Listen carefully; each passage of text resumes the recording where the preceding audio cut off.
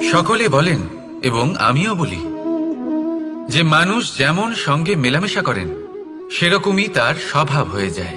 এ হলো সত্য, কিন্তু এটা হলো অর্ধ সত্য। হ্যাঁ, বৃষ্টির ফোঁটা যখন সাপের মুখে যায় তখন তা বিষে পরিণত হয়, তাই যখন ঝিনুকের মধ্যে যায় তখন তা মুক্তোতে পরিণত হয়।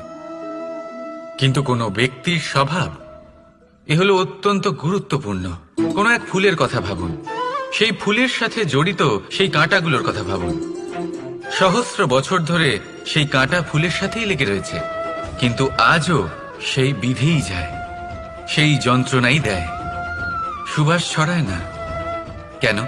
কারণ বিধে যাওয়া কাঁটার স্বভাব হয়। এটা বুঝে নিন। সর্বপ্রথম নিজের মনের ভাবকে বদলাতে শিখুন, তারপরই আপনার সঙ্গের প্রভাব পাল্টাতে পারে। আর যদি আপনি এরকম করেন তাহলে